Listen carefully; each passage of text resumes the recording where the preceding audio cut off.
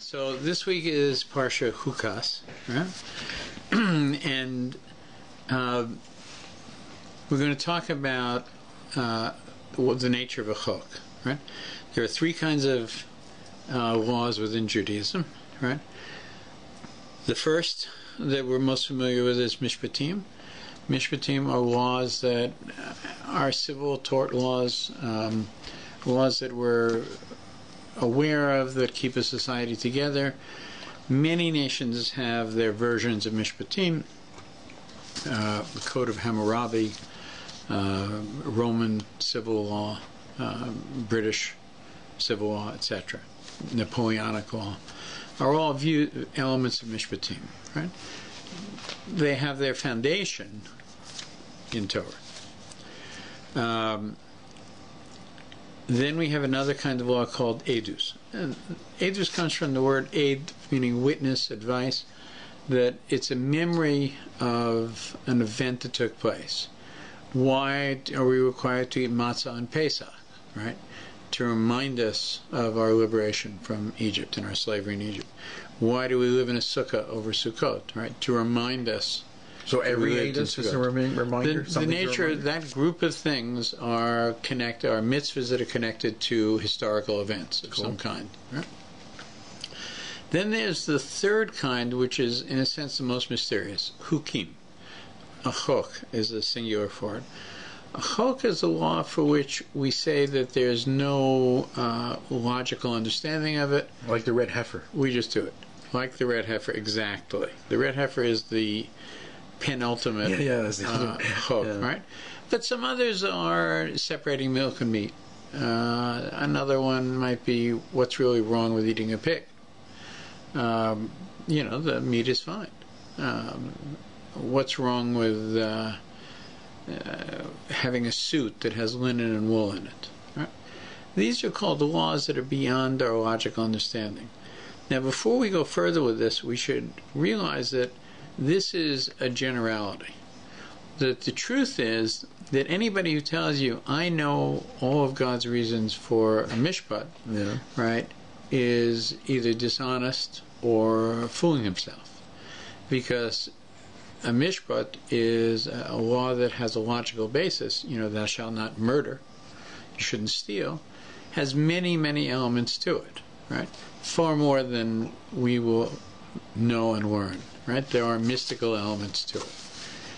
One of the reasons that we don't go to a civil court in a situation where we can avoid it, and we go to a Jewish court, is we view the Jewish court not simply as a mechanism of judicial propriety, but more than that, it's a religious experience. That is to say, the responsibility of a Beis Din is to put back into order what God had planned, right? Mm-hmm. When Shmuel steals something that belongs to Reuven, right, the job of the Beis Din is to make sure, since God intended it to be with Reuven, that it returns to Reuven. It's not simply an issue of justice. It's also an issue of God's plan for the world. And it says that the judges, the Dayanim, who sit in Bati Dinim, in the Beis Din, are partners with God in creation. Right? That means that mishpatim have a lot more to them than simply traffic tickets and tort law. Right? So what about a chok? Right? If we can't understand the mishpat, for sure we can't understand the chok at all. Well, no, that's not really true. Right? We can say, well, let's look at shadness. Right? One thing comes from an animal, wool. One thing comes from plants, linen. So for some reason we're being said we should distinguish between the two and we shouldn't mix them together. Right? We know, there are many things that are associated with shellfish and pigs that are not healthy. Right? So maybe those are some of the reasons for that. The difference between a mishpat and a chok in many ways is not the generality of mishpatim are logical and chukim are illogical. It's that we can understand much more of the logic of mishpat and just a little bit of the logic of a chok. Having said that, maybe the master of understanding of these things in our recent past is Rav Shimshon Raphael Hirsch. And so he writes through the words of Rav Yitzchak Adelstein, the Para Aduma Demystified, which is kind of a funny thing because by definition it will remain a mystery to a large degree. Mm-hmm. It remained a mystery for Solomon, the wisest of all men. Right? So let's see what he says here. Keeping the Para Aduma absolutely pure takes years of coordination and planning. Right? So what is the Para Aduma? You may remember it's the red cow, the red heifer, right? It's a 2-year-old cow that is perfectly red. It has no hairs on it that are not red, no 2 hairs on it that are not red. It's never worked, right? It says that they make sure even a fly doesn't rest on it because it shouldn't carry the fly. Not because the fly is a bad animal, but because it shouldn't have to have the burden of a fly on it. Right? So it's an animal that's had no... It's cared for tremendously, right? And then there's come a time when it is used, right? And it's burnt, and then it's mixed with water and a couple of other things. We're going to talk about it. And then a person who has come in contact with the dead, Tumas Mace, right, can't enter into the base of Mikdash, because when you have a tumor, when you have an impurity, it's not appropriate for you to enter the court of the king. So before you do it, this water of the red heifer mixture is sprinkled on you. You're purified, and off you go. By the way, in our history, there have been 9. 9 of them. 9 of them, right? And it says the 10 will come at the time of Mashiach. Right? So now he writes about this, but he's actually not writing about the heifer. You'll see in a moment. He says, keeping the Para Aduma absolutely pure takes years of coordination and planning. Remarkably, just before the climax of the operation, it declines into planned inelegance. Something like ordering the house specialty from a gourmet restaurant and finding it served on a paper plate. Or, you may even have a better understanding to you, putting regular gas into a Ferrari. Yeah. Right? They seem horribly wrong and so out of character. The Kohen who slaughtered and burned the rare and precious red heifer had to himself be tahor, pure. Extraordinary precautions were taken to ensure his tahara, his purity. Starting, when do you guess it started? At what point? Right, to make him pure? Yeah. Well, he's a Kohen Gadol. I don't know. He's not a Kohen Gadol. He's a Kohen. Oh, he's a Kohen. His job. His job is to do the... Someday to slaughter a red heifer. To slaughter the red heifer. How long would it take him to get purified? When do you think they start working on his purity? Okay. For just that one purpose? That one person for that purpose, yeah. Oh, probably at least... Well, they know it's coming up, right? That kind of thing? Yeah. I don't know, probably a week at least? The Kohen who slaughtered and burned the rare and precious red heifer had to be tahor. Extraordinary precautions were taken to ensure his tahara, starting before his birth. Wait. The tumor-free zone, the tumor-free zone, right? Yeah. The impurity-free zone born. Was rigorously engineered. Pregnant women delivered their babies there, and these children remained there for years, isolated from anything that could render them tameh, impure. They awaited the call to one day perform the Para Aduma ritual. How do they know this kid is the one that could do it? They were chosen. But they were sons not of alone, a Kohen, right? obviously. Yeah, they were Kohanim. They're right? Kohanim. Within the environment of the Kohanim, right? Wow. They were kept in an area. They had their own kindergarten, their own nursery, their own grade 1. But it doesn't necessarily mean that they would actually go and do it. They were selected for a possibility of doing it. One of them was going to do it. One of them would do it when the time came. Right? One of this group would do it when the time came. Right? So their whole life. It's a Lahavdil, but the bubble boy, right? Yeah. So in a sense, they lived in a bubble of purity. Right? Wow. So for instance, what makes you impure? If you walk into a house where somebody has passed away, right, you develop an impurity. if you're around the Mitzvah that touches you, right, you can become impure. What's a Mitzvah? Somebody who develops tsaras. Oh, tsaras, okay. There are a number of different ways, but the most serious element of impurity is associated with death. Right? We'll come to the reasons why in a few minutes, but so they were kept separate from any of those things that could cause impurity from even before their birth, from the time their mothers conceived. Why?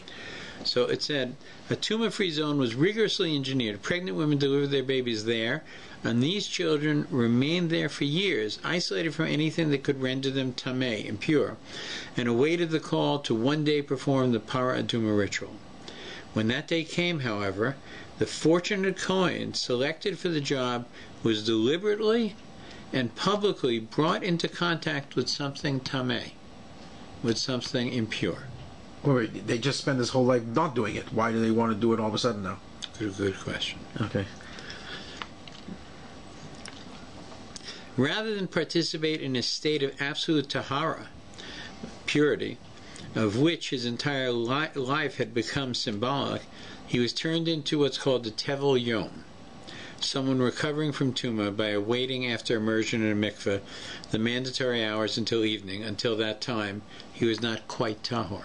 So what happened? So if you became impure, right, there was a certain point where you would go to a mikveh, right? Mm-hmm. You would immerse yourself, and your clothes would be immersed in a mikveh, right? And then you're pure. No, you're not pure at that point. You're in the stage of becoming pure, and after sunset, right, at the time of Mariv, right, then you're pure. So there's a period of time between the time that you immerse and sunset during which you're becoming more and more pure. It's as though impurity is leaving you through that time, right? And that period of time is called Tevel Yom, the time that, the day in which you did feel of yourself, in which you immersed yourself, right? So what they did was, for 13 years or whatever, right, this person never was exposed to any kind of impurity. Neither was his mother. Right? And then they said, okay, on Tuesday you're going to shecht the paraduma, right? Monday night or Tuesday morning, right, we want you to handle a sheretz, an unclean animal, or in some way, or be exposed in some way to tuma, right? And then go and immerse, right? And Tuesday night you'll be able to do the job, right? Because you're in the process of becoming pure. That's right. Right. But why couldn't he his whole life don't care, get the last minute, and then do the so why do you pure? Why would you go to a beautiful French restaurant, order the best food they have, and they serve it to you on a paper plate? That's the question. I don't. Why are you dumping regular gas into a Ferrari? Yeah, that's all the whole same point. question. Yeah, okay, so let's find out. Let's find out. Yes, that's it. Yeah. Now I understand the whole context of the first line. That's right. After immersion in the mikveh. Okay, so someone recovering from tuma by waiting after immersion in mikveh the mandatory hours until evening. Until that time, he's not quite tahor. Right? He's not really a tumadek. He's not really impure because he's been to the mikveh, but the process hasn't been finished. Time is an element in the process. Right? The Gemara is quite explicit about why this was done. Why Chazal insisted on marring the pristine purity of the Kohen. After listening to the explanation, we're puzzled even more. Okay. The Tzeduki, the Sadducees, remember there were two groups vying for power and the control of the priesthood. Was the Sadducees, who believed in only the written Torah, right, and the Pharisees, who are the rabbinic tradition. Right? So the Tzeduki, the Sadducees, they're the only written Torah guys. That's right. Okay, that's right. They have no oral law. They didn't. They were aware of it, but they said we don't hold by it. Right. But how did they do? So, that's a whole other discussion. We try another day. Many problems. Yeah, many problems. I don't know how they would do certain things. We're going to get to this. Yeah. Yep. The Gemara is quite explicit about why this was done, why Chazal insisted on marring the pristine purity of the Kohen. You have to listen to the explanation. We're even puzzled as before. The Tzaddukim, the Sadducees, we are told, were horrified by this practice. They insisted that the Kohen be entirely and unmistakably tahor. The Tevel Yom just couldn't cut it. Chazal knew that this was not halachically true, and the Tevel Yom could indeed perform the para ceremony. So he's doing it between the immersion and nightfall, right? To demonstrate the fallacy of the Tzaddukim, they turned each officiating Kohen into a Tevel Yom amidst great public display. Right? The Pharisees made sure that it was publicly seen that this person who is pure all his life is now become impure and immersed in mikveh. But why did Chazal choose this halacha to take a strong vocal position against those who rejected the totality of the oral law? Why this one? You know? The platform of the Sadducees called for much greater impact upon the Jewish life than one rather arcane detail in a very infrequently practiced mitzvah.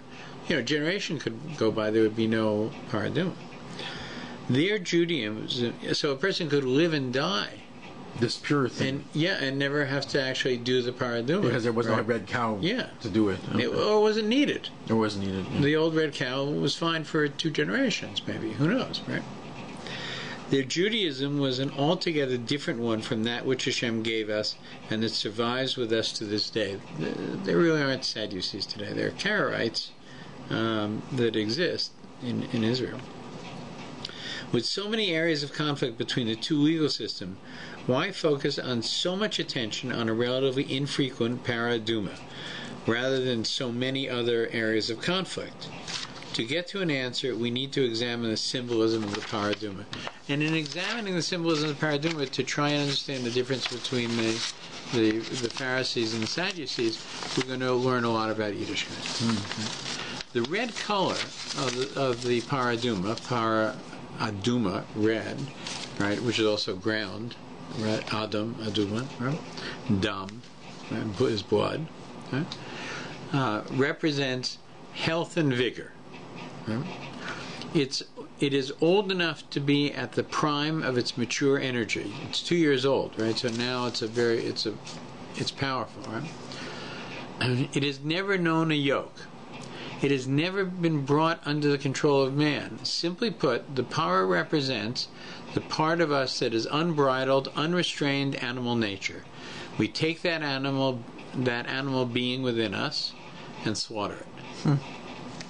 Ordinarily, a Kohen is not needed to slaughter an offering in the Mikdash, right? Generally, Kohanim were not necessarily the ones. You could have been someone else. Yeah, because their job was really sprinkling the blood more than doing the shechting. The person bringing it could do the shechting, actually. Really? Yeah. Oh, okay. The animal that a citizen brings as an offering symbolizes his life.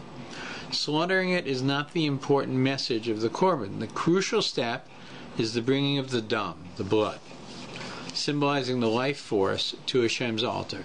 Slaughtering the animal is nothing but a preparatory act on the part of the owner, prepared to teach himself the lesson of dedicating himself to a higher cause.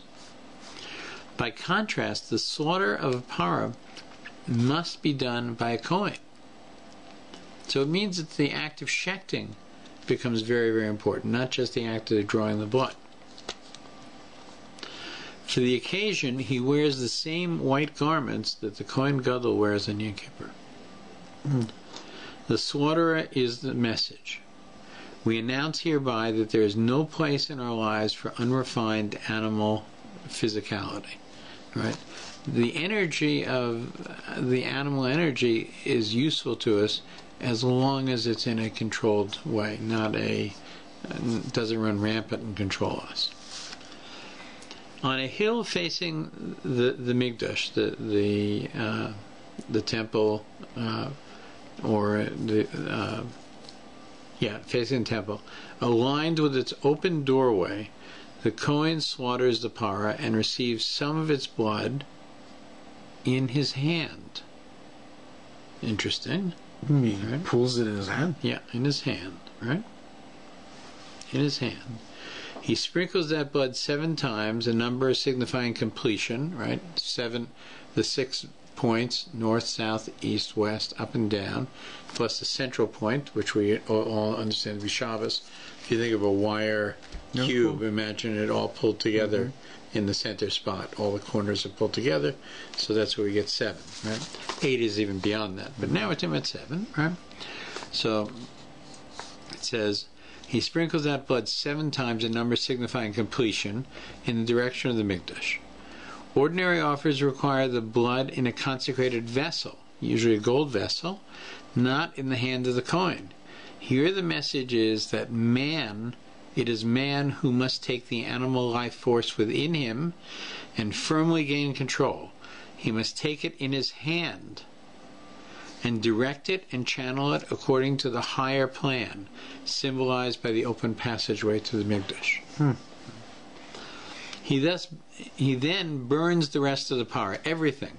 The flesh, the hide is reduced to ashes, all of it, the hooves, everything. When the flames subside, nothing remains of the original full-of-life cow, other than the blood that was directed towards the Mikdash. Everything else has been burned. This is a parable of sorts about life itself. It is universalized by throwing into the flame cedar and hyssop, wool dyed with the extract of a worm, i.e., large and small plants. Right, the hyssop is a smaller plant. The cedar is a big tree. Large and small animals, a little worm and a big ox, right, or a big parah. No, a cow. Between them all, we express the idea that what we do to the parah is really the fate of all life on earth. The life of all living things comes to an end. Everything reverts to dust. Only the spiritual, that which has been passed into the service of Hashem's plan, endures. Interestingly enough, this will tie to the second part of this evening, which is the Shemona Brachim, the 8 chapters, in which the Rambam is actually talking specifically about this. We then prolong the lesson. The audience will have to look at this in another place, another shiur. We then prolong the lesson beyond the dramatic last moments of the parah. We preserve those ashes to be used again and again and again. We mix them in an earthen vessel with spring water, mayim chayim, living waters. The vessel is our bodies, the spring water is our pure, primordial, higher self. Life is about the 2 parts coexisting and working together. We do not slaughter the animal part of ourselves because we disown it. We do not deny that it is natively part of ourselves, but there is a good purpose, but there put there for a good purpose by HaKadosh Baruch Hu. We do not distance ourselves from those forces, but from its existence outside the limitations of our purposeful existence. That is to say, we don't deny our animal desires and our forces. We don't live the life of ascetic, right? We channel those, whether it's, we don't say, gee, we should fast all the time. We say we should always eat kosher food, and in a certain proper way, right? We shouldn't, even kosher food, we shouldn't eat like a chazer, right? It's important, right? We should appreciate it. We should always make a bracha before and after our food, right? These are all things that change the nature of that appetite, the nature of the desire to recreate, the desire to be with a member of the opposite sex, right? We very much approve of that. We don't think that our priests should be celibate, right? And marry God, right? Maybe we all marry God, men and women. It's part of the nature of Klal Yisrael. But we don't say that this is the highest level of celibacy. Quite the opposite. We say that this desire that a man has for his wife, that a wife has for her husband, is in fact a very positive thing. But there's a time, there's a place, there's a designation, there's a state of mind. We say it's forbidden for people to be drunk and do this. It's forbidden never to force this issue, on somebody. There are rules about how one makes that which is animalistic into that which is godly. And really, so it is with virtually everything. The cow and the horse go to the bathroom. So do we. we have an understanding that this is something we should do in privacy. Right? For them, it's all a public thing. Right? It's an animal thing. It's a desire. Yeah, there we go. Right? So all of the things that we have especially in common with animals, right? Those are things that we go out of our way to refine and to control and to focus in a godly way. Because we should have them. They're an important part of our lives, but we should have them and use them in a special way. Okay, that's it. Should have put my finger in the right place here, and I didn't.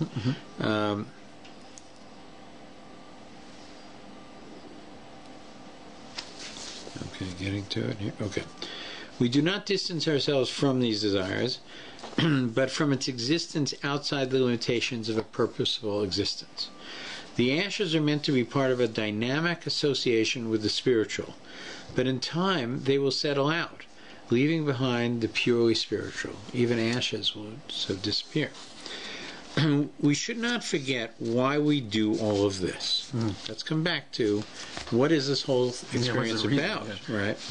The Paraduma concoction is part, it's like a chemistry test, it's part of the Torah's prescription for tumas mace, for the impurity associated with death, for coming in contact with death. It is too easy for a person who encounters death to come to believe consciously or subliminally that he is nothing but fragile, short-lived, earthly substance, right? And we know that this is a difficult thing. You find that when somebody asks their spouse, you know, we should do a will, it's often a very uncomfortable conversation, you know, because we shouldn't talk about that.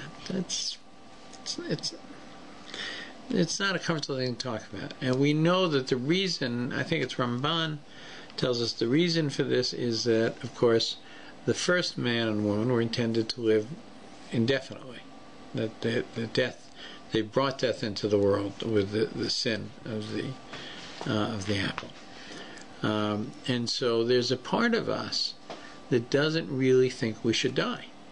It's very deep in our subconscious, but it's there from Adam and Chava. And so when we talk about it, it's as though we're talking about something we just didn't get right, and we're uncomfortable with it, right? But it's the world we're in. And we do have a world in which people live and people die.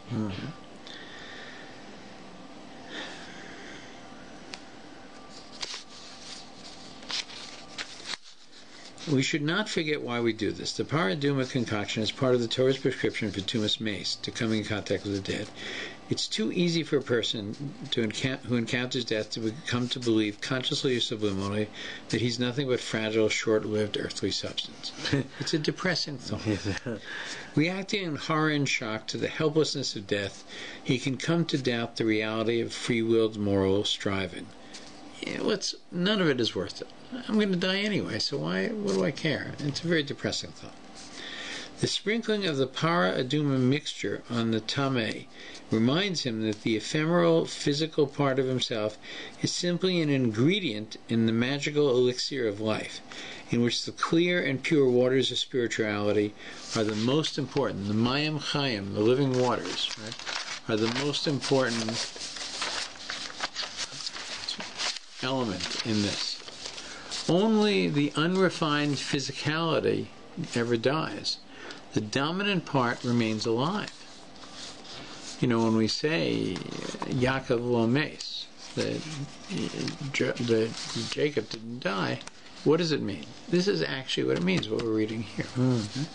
The Paraduma is an iconic chok. It is the representation of chukim, a law which eludes comprehension. The tameh is purified by its application, but those, that is to say, the person who is impure is purified by its application. But those tahorim, those who are purified from birth, involved in its preparation, become impure. This seems like a hopeless contradiction. How can that which makes a pure person, how can that which makes an impure person pure enough to go into the Beis Hamikdash make the person who administers it impure? Doesn't make sense. Yeah. But it's a kind of like a toggle switch. Yeah, because the person who's pure, who's administering, becomes impure, and the person who gets it, who is impure, becomes pure. Exactly right. That's very interesting. Yeah. What's interesting, the person that's doing it, his whole life he was pure. Well, here's a contradiction. His whole life is pure. Then they impure him. He goes inside the mikvah, which makes him semi-pure. In the process of it. But when he's administering, you said that it makes him impure. So now he's semi-pure and becomes impure while he's in the process of being semi-pure. Let's go. Okay. You got it. You got it. Yeah. There's a whole big thing here. The Tameh is purified by its application, but the pure, the Tahorim, who are involved in its preparation, become impure. This seems like a hopeless contradiction. Perhaps we can claim a modicum of understanding. This was my point, right? Rav Hirsch is saying, no, you're never going to understand the hope. They're right about that. But maybe there's a little bit that we can get. There's a message in here that we can get will affect our lives. Medicine can do wonders for an ill patient, but can harm a healthy individual. Reflecting upon the two parts of man, how they are divided in death, is necessary medicine for the tameh, for the impure, who has been sickened by his contact with mortality. It's very important for a person who has become tuma mace, who becomes tuma mace, right? So very often it's a family member. A person's relative dies and they're there at the moment of death, right? They have tumas mace at that point, right? They don't have just tumas mace. They have tremendous sadness that goes with it, right? So it says that such a person, it's very important to understand the division and what's going to carry on past death, right? That should help you to remove if you're feeling depressed, what's causing the depression, right? So perhaps we can claim a modicum of understanding. Medicine can do wonders for an ill patient, but can harm a healthy individual. Reflecting upon the two parts of man, the spiritual and the physical, the unrefined physical, as they put it, how they are divided in death is necessary medicine for the tameh, for the impure, who has been sickened by his contact with mortality, tumas mace. He's saying that tumah, rather than think of it as impurity, it's kind of an illness. Other people, healthy people, however, should remain focused upon the successful partnership between the two parts. They don't need to understand the division. They are cautioned not to brood over the divisions within. Don't spend all your time thinking, is this my soul, is this my body? Make sure that the mitzvahs are controlling what you're doing. Ordinary life should know no dissonance between the two voices inside. The neshama, this is a very important point, that the rider and the horse. It may be the goof, the body is more powerful and the desires are more powerful, but that body very much wants the neshama to control it. Even though it doesn't have the strength of the horse wants the rider to be in control. And so it is here. Right? They are cautioned not to brood over divisions within. Ordinary life should know no dissonance between these two voices inside. The Torah personality should experience undifferentiated living, with Hashem's spirit animating every part of him, contributing all that is supposed to accomplish. The tension between the immortal soul and the mortal body should not be felt on a daily basis. The two act synergistically according to Hashem's design. They need to be separated in a person's mind only to counteract the depressing notions associating with witnessing death and its aftermath. It's only when you actually deal not with all kinds of tumah, but with tumas mace, with death, that you can become afraid and you can become depressed and you're in pain and say, am I next? Right? My life has no meaning. The person is gone. At that point, it's very, very important to understand that your life has meaning and it has eternity. That there's an element of you that goes on forever.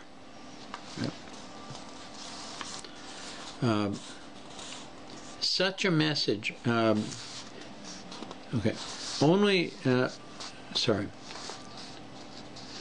Depressing notions associated with witnessing death and aftermath. We are now ready to understand Chazal's strident opposition to the position of the Sadducees. They, like we, understood, that is to say, the Chazal, the rabbis, they, like we, understood the Paraduma to be a lesson about man's mortality and higher purpose. The Sadducees, however, insisted that only spiritual purity can escape the finiteness of human life. Only the perfect. Right? Only a Kohen completely tahor could symbolize that purity. Anything less than complete purity is perforce part of the realm of physical and transitory and cannot be associated with the infinite. Such a message is toxic. And by the way, we see this sometimes in other faiths, right? Such a message is toxic. Complete purity, moral perfection, is simply out of the reach of most people. Yeah, how you be so perfect, right? If man's only shot at immortality is perfection, then the attempt is not worth the effort. Give it up now. Right? Chazal understood the Torah's intent. Even people on much lower rungs of the ladder of spiritual striving can make good use of their free will to elevate the physical. Okay, you're not there yet, right?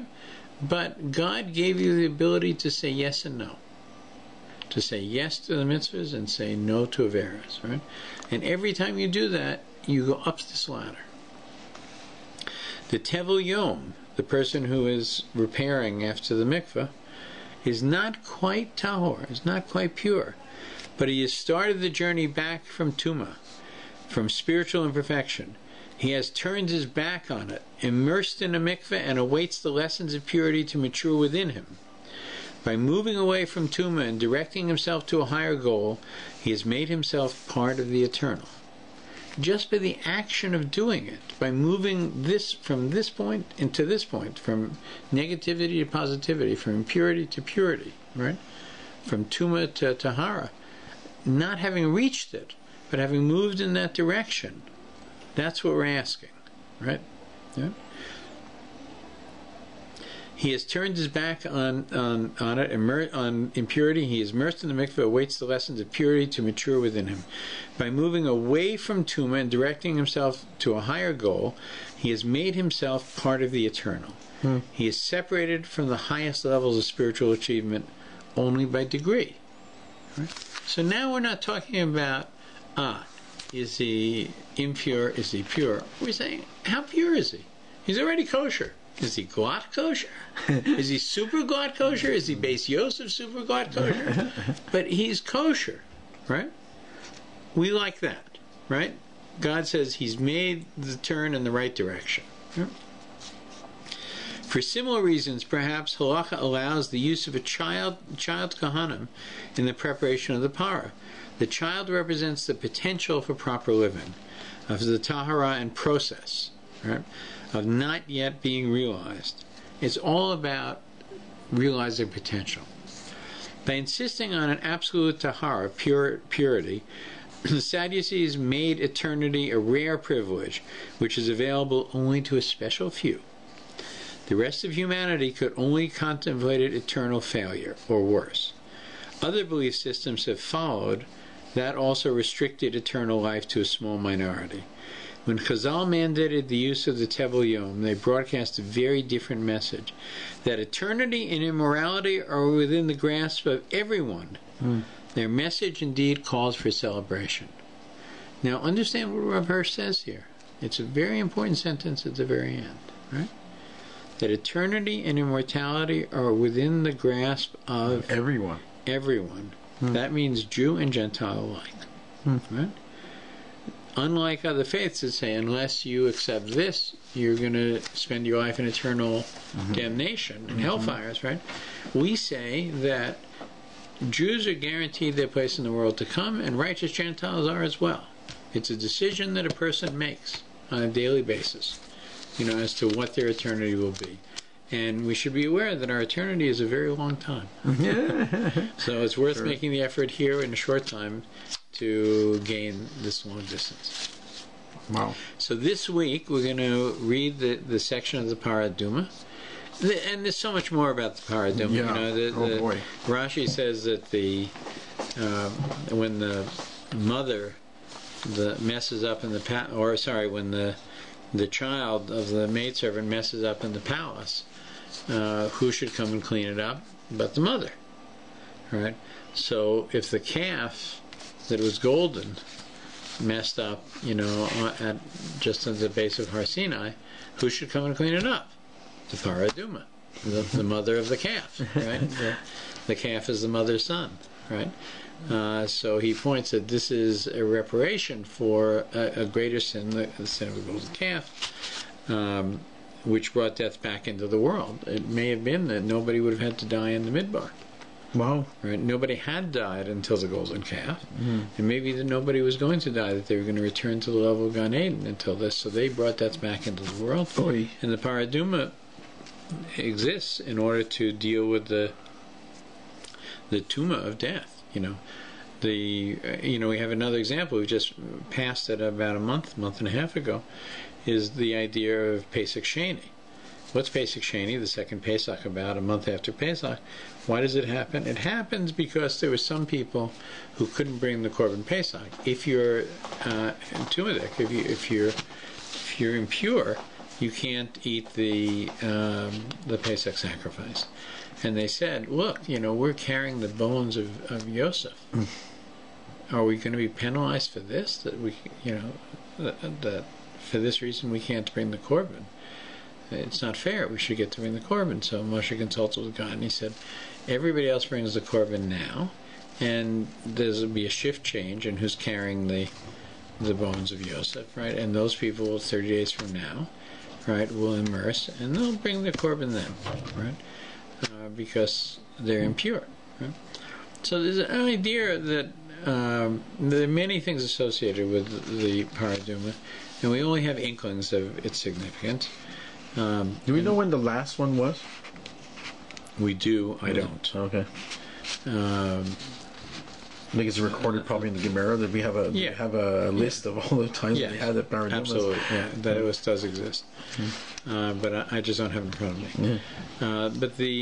And we also have an understanding that there's one more to come, right, which will last for eternity. That last one. So we're going to read this parsha this week, and hopefully, rather than it simply being unknowable and understandable, we'll bring a whole bunch of new elements to our understanding of it going forward.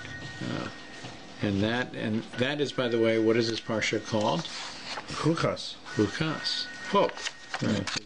Because of this event. There's much more in the parsha, but we'll hold here. Yeah. Cool.